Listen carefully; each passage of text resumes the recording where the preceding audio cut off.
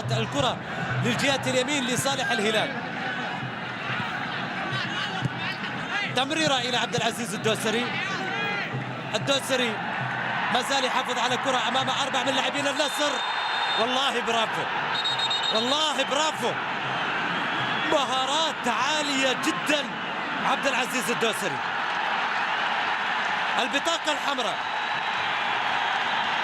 البطاقة الحمراء إذن لحسين أو لمن البطاقة الحمراء نتأكد.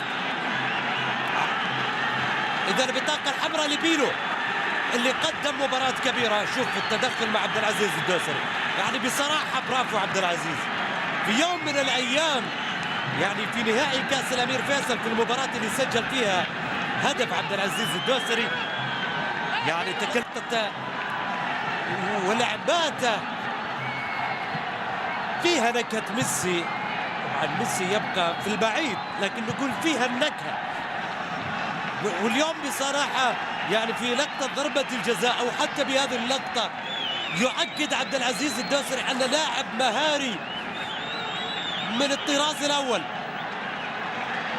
من الطراز الأول. الدوسري يوم بعد يوم يعني يثبت أن لاعب مهاري عالي جدا. بيلو بصراحة